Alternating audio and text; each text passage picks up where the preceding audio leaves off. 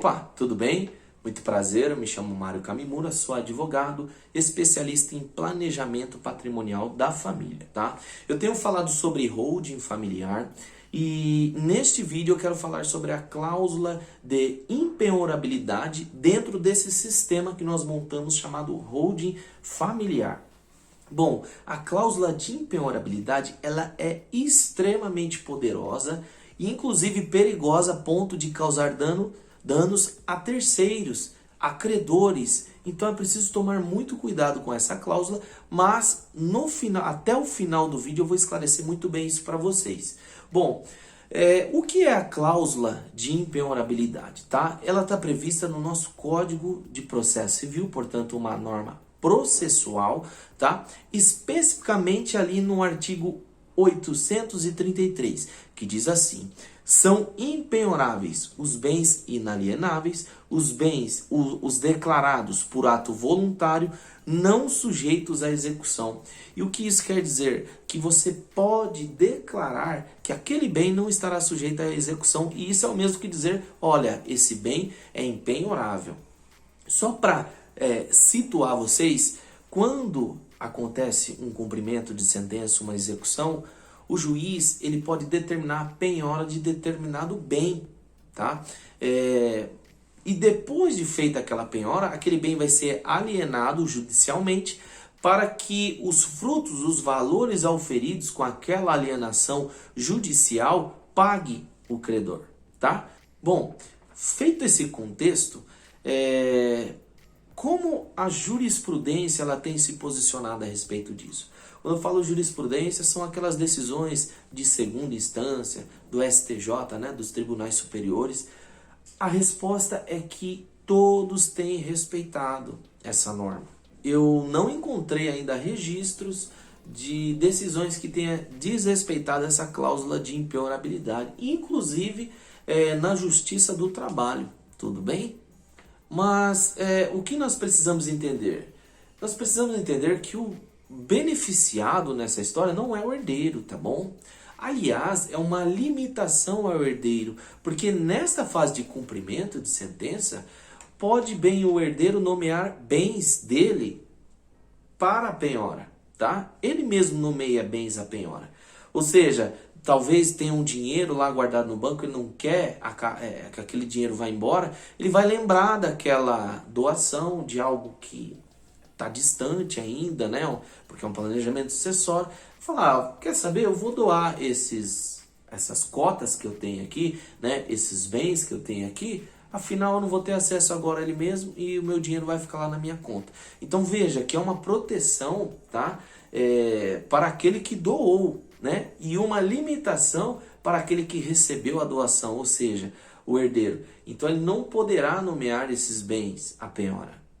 Mas quando nós falamos de execução, né? Quando nós falamos dessa penhora, das decisões judiciais, nós temos a exceção da exceção que está lá no primeiro grau de jurisdição, ou seja, o juiz de primeira instância, tá?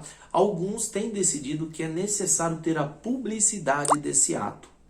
Bom, essa decisão, ela acontece ali, né, algumas vezes em sede de primeira instância, mas quando chega na segunda instância, é unânime a reforma, tá? Sobre a alegação de que, como nós já falamos aqui, essa é uma norma processual, é uma norma de direito, de ordem pública. Então, não pode o judiciário criar qualquer limitação a essa norma. Inclusive, como no caso específico, dizer, olha, para essa norma valer, precisa ser publicizada por meio do registro de imóveis, por meio da junta comercial. Então, olha, está criando aí limitações e a segunda instância é unânime dizer, olha, não tem que criar limitação, a norma não está dizendo isso, não é assim, certo? Mas precisamos ter muita atenção. Por quê? Porque o juiz de primeiro grau, amanhã ele vai sentar lá na cadeira de desembargador. Ele estará julgando em segunda instância, tá? Mas qual que seria a solução então? E se amanhã mudar essa decisão jurisprudencial, né? Bom, a solução é muito simples, tá? Basta dar publicidade. E como que dá publicidade? Basta levar lá o contrato social, a doação, a cláusula e registrar na junta comercial. Acabou, tá? Segurança, tá? Nós precisamos ter segurança no que fazemos. Agora eu quero fechar falando daquele ambiente de proteção patrimonial extremamente poderoso, que é a impenhorabilidade ali, quando falamos de planejamento sucessório através da holding familiar. Bom, vamos entender a dinâmica. Quando eu constituo uma holding familiar, tá? Eu integralizo aqueles bens para dentro da empresa, tá? Aqueles bens serão representados por cotas, tá? Então eu dou essas cotas para os filhos, né? Para os herdeiros.